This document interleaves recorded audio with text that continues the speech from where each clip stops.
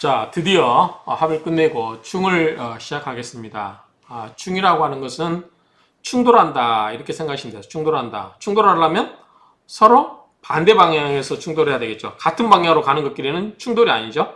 예컨대 차가 양쪽으로 같이 가다가 옆에서 부딪힌 거는 우리가 접촉사고, 기스라고 하지 접촉사고라고 하지 충돌이라고 안 하죠. 충돌이라고 하는 것은 차가 양쪽에서 마주오는 차가 이렇게 정반대 방향에서 오는 차끼리 부딪혀야 이 충돌이라고 하죠. 뒤에서 부딪히는 걸 뭐라고 그래요? 추돌이라고 하죠. 추돌. 뒤에서 따라와서 붙는 거를 부딪히는 걸 추돌이라고 하죠. 충돌이라고 하진 않죠. 그런 것처럼 이 충이라고 하는 것은 이 두 개가 서로 상반되는 그러한 상반되는 두 개의 오행끼리 충돌해서 발생하는 현상이다. 그렇죠? 그래서 뭐 동과 서, 남과 북, 수와 화, 금과 목 있는데 이거는 정반대를 나타내는 거죠. 반대 방향에 있는 그 두 개가 충돌하는 것을 충이라고 한다. 그래서 같은 방향을 가다가 부딪히는 것은 충동이 아니라 서로 맞은편에서 오는 게 충이다 이렇게 이해하시면 되겠죠. 그래서 뭐 합과는 상대되는 개념이다. 그리고 상극보다는 더욱 적극적이고 구체적인 역할을 한다. 극이라고 하는 것은 우리가 생각해 보면 그래요. 예컨대 극이라고 하는 것은 어떤 강한 세력이 약한 사람을 억누르는 거예요. 근데 충이라고 하는 거, 그러니까 억누른다고 했을 때는 그게 꼭 반대 방향에서 와서 누르는 라고만 볼 필요는 없죠. 옆에 있어도 누를 수가 있겠죠. 까불면 더 까불지만 이렇게 누를 수가 있잖아요. 그런데 충이라고 하는 것은 이렇게 흔히 와서 맞박끼리 탁 부딪힌다. 이 개념이기 때문에 또 극과는 좀 개념이 다르다고 할 수 있겠죠. 그래서 이제 합이라고 하는 것은 안정과 조화겠죠. 그러니까 서로 합을 해서 화합을 한다. 서로 화해를 한다. 그럼 뭐냐면 이거는 안정을 하거나 어떤 조화를 이루기 위해서 노력하는 거죠. 그래서 뭐 인연을 맺거나 그 여러 가지 어떤 그런 것들을 의미한 거라면 충은 움직이게 하는 거고 조용하게 했던 것을 움직이게 하고 그 다음에 집합했던 것을 해산하거나 분리시켜서 뭔가를 변화를 깨하는 그러한 작용을 하는 것을 말한다. 그래서 충은 충돌, 해산, 분리, 파괴, 살상 등의 부정적인 작용도 하지만 요즘 와서 옛날에는 이제 그 사회가 변화가 별로 없을 때는 어떤 그 기본 그 생활의 리듬을 깬다든지 신분 사회를 파괴하는 거 굉장히 두려워했어요. 왜냐하면 먹고 사는 문제 때문에. 근데 지금은 먹고 사는 문제가 좀 자유롭다 보니까 뭔가 충이 생겨서 뭔가 변화가 개혁을 하거나 뭐 발동이 걸리거나 뭔가를 분발을 해서 뭔가 새롭게 다른 것을 개척할 수 있다. 그런 좋은 의미로도 쓰이죠. 그래서 우리가 옛날 대통령 뭐 이제 그 충이 많은 사주는 여기서 가서 부딪히고 저기 가서 부딪히고 하기 때문에 좀 안 좋게 봤는데 요즘 같은 경우는 굉장히 어떤 여기저기서 새롭게 뭔가를 시도를 해보고 모험을 하고 그래서 뭔가 좀 남들이 해보지 못한 그런 것을 해볼 수 있는 그리고 안 좋을 수도 있지만 뭔가 또 그 사람에게 새로운 뭔가의 기회가 되기도 하고 변화를 작용을 끌어내기도 하죠. 그렇기 때문에 이게 옛날에는 흉을 안 좋게만 그러니까 충을 안 좋게만 그러니까 흉작용만 봤는데 지금은 이것은 변화를 주는 긍정적인 의미가 있다. 이렇게 이해하시면 될 것 같아요. 뭐 또 여기 안에서 이 또 사주 안에서 뭐 간지끼리 충하면 분리할 때가 많고 대운 간지와 뭐 사주 간지가 충할 때는 변화와 변동을 상징한다 되어 있는데 어쨌든 이 요즘 일반적으로는 이 건강이나 부부관계 변화는 부정적으로 해석하지만 부동산 등의 매매 등을 포함하여 이사, 승진, 합격, 당선, 개업 등의 변화는 긍정적으로 본다. 그래서 예컨대 이제 제가 이사할까요? 라고 이렇게 물어보면 우리가 이제 문서, 집을 사겠다든지 그럴 때는 이제 문서가 인성이니까요.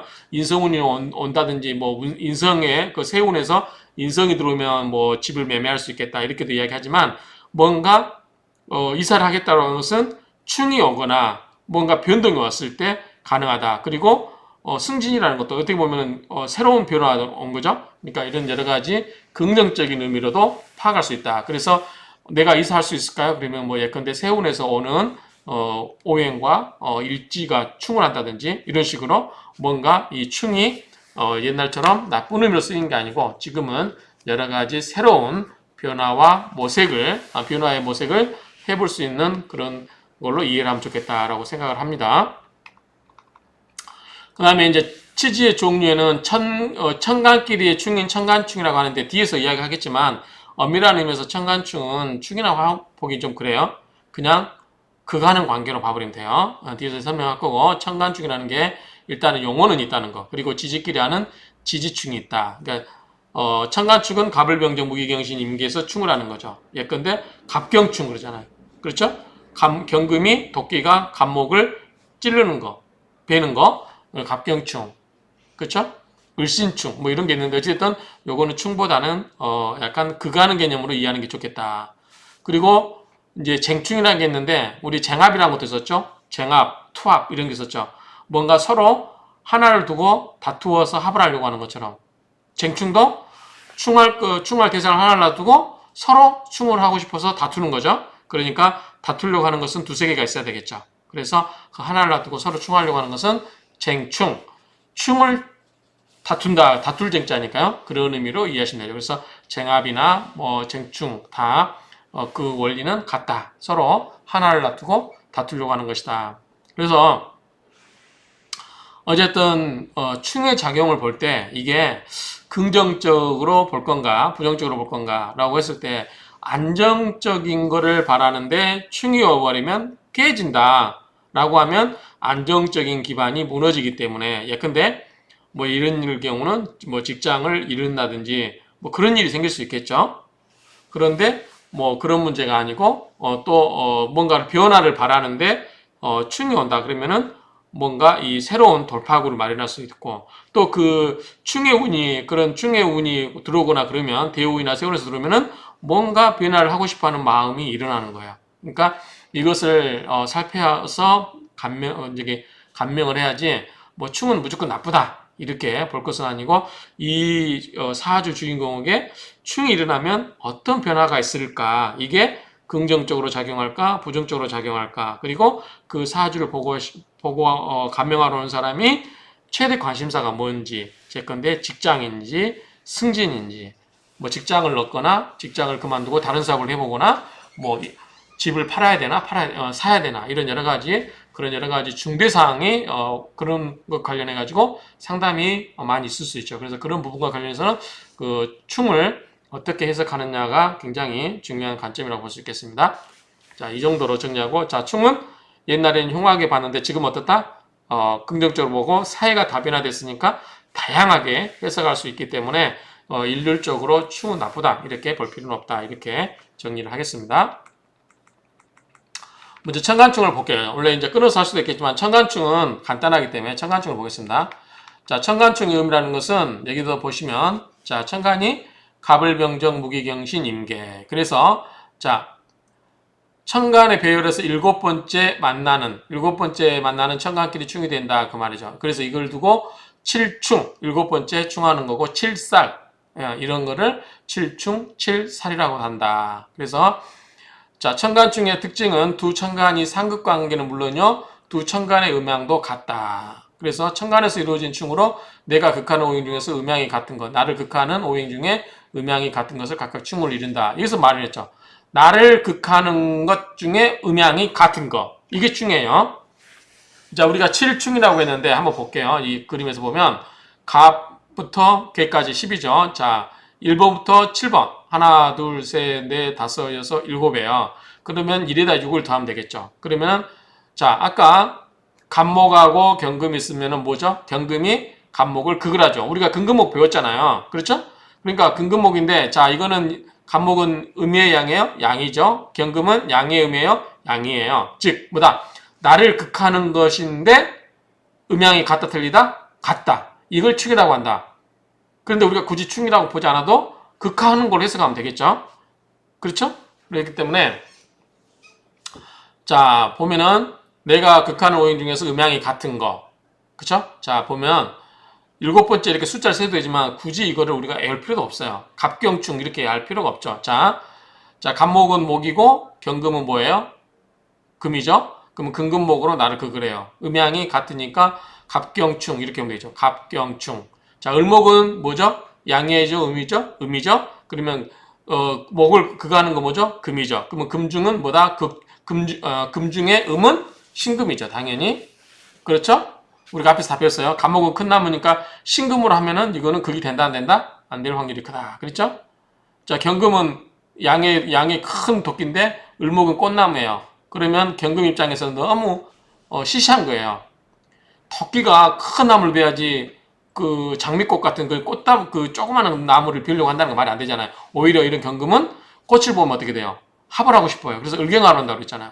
그런 것처럼 자 여기서 청간축은 7번째 자리에 위치하고 있지만 굳이 이걸 몰라도 우리가 음양의 오행 관계로 오행의 극 관계로 이해해버리면 된다. 다만 음양이 같아야 된다. 그렇죠? 그래서 경금은 갑목을 극하고 신금은 뭘 극하죠? 을목을 극하고 임수는 뭘 극해요? 병화를 극하고 양양 그 다음에 개수는 뭐예요? 전개충이라고 하죠. 우리가 전개충 그렇죠? 음끼리 자 수가 수극과 화를 극을 합니다. 자 갑목은 뭐예요? 목극토죠. 그러면은 자 무토를 극하겠죠. 을목은 뭘 극해요? 기토를 극하겠죠. 그런 식이에요. 이런 식으로 극관계를 이해하면 된다. 이렇게 이해를 하면 되겠습니다. 그래서 여기서 청간축이라는 용어는 대부분 인정하지 않아요. 대부분 인정하지 않고 이걸 충으로 보기보다는 극으로 본다. 다만 나를 극하는 것으로 청간축으로 이해하는데 단지 음양이 같아야 된다. 음양이 틀려버리면 성질이 왜곡이 돼요. 그렇죠? 그렇게 이해하시면 돼요. 예컨대 자 정화요. 정화는 화니까 극하는 거 뭐예요? 수죠. 수는 뭐가 있어요? 임수가 있고 개수가 있죠. 그러면은 만약에 정화가 음이기 때문에 양의 수를 하면은 임수예요. 그러면 큰 호수 임수가 조그마한 촛불 끌려고 댐을 무너뜨려 가지고 끄면 돼요, 안 돼요? 안 되겠죠. 그렇죠? 그래서 이 임수는 정화를 보면 어떻게 돼요? 임수는 양의 수고 정화는 음의 화예요. 그러면 너무 상대가 안 되죠. 너무 작기 때문에 그럴 때는 껴안으려고 한다. 그래서 합을 한다. 정임합목 하잖아요. 그렇죠? 정임합목을 한다. 그렇기 때문에 음양이 틀리면 안 돼요. 음양이 틀리면 합 현상이 일어나거나 뭐 이게 성질상 극을 할 수 없는 경우가 생기는 거죠. 그렇게 생각하시면 되고 자 무토는 뭘 극하겠어요? 토국수, 임수를 극하겠죠. 그런데 무토가 양인데 개수는 음이에요. 그러면 합을 하려고 해요. 그러니까 이렇게 이해하시면 돼요. 기토는 개수를 극하겠죠. 이런 식으로 이해하시면 됩니다.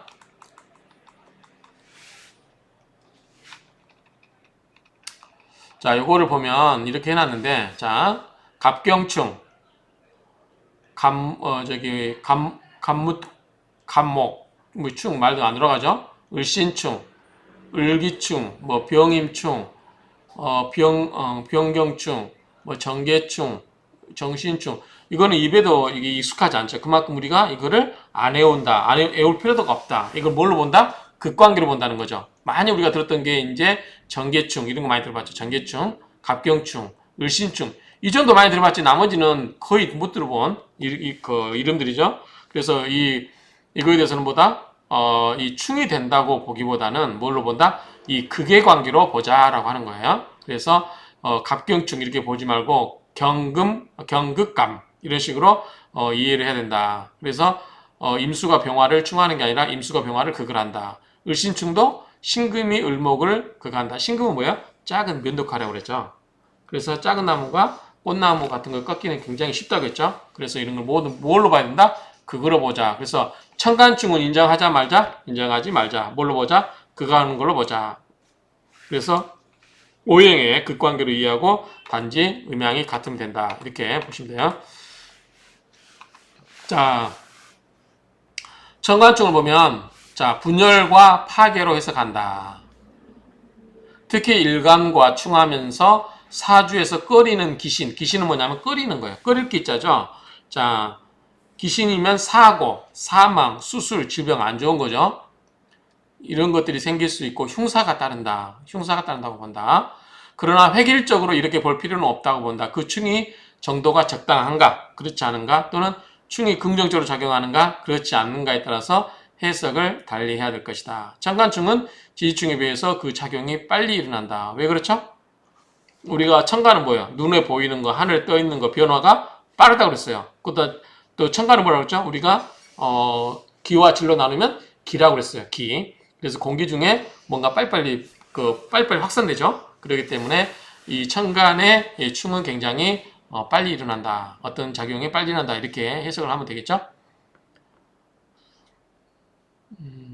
그리고 심리적인 갈등과 함께 직장이나 사업 등 외형적인 변화. 그렇죠? 청간은 보다 전부 외적인 거라고 했어요. 안에 그 외적인 거. 그렇기 때문에 우리가 눈에 보이는 거, 하늘에 떠 있는 거 우리가 다 눈에 보이잖아요. 그러니까 주로 외적인 변화, 그런 것들, 그 다음에 이런 대인관계 변화를 볼 때는 이 일지의 그 일관과 충을 하는지 안 하는지 이런 것들을 이해를 보면 된다. 이렇게 하겠죠. 그래서 청간충은 인정하자 말자, 인정하지 말자. 뭘로 보자? 극으로 보자. 그래서 오행의 극으로 보면 된다. 다만 오행이 같아야 된다. 음양이 같아야 된다. 음양이 틀리면 어떻게 된다? 성질이 변하고 합을 하려고 하는 경향도 있다. 그렇게 이해하시면 됩니다. 뭐 청간충은 어려운 게 없으니까 이 정도 마무리하면 될 것 같아요. 그래서 두 가지 이야기했죠.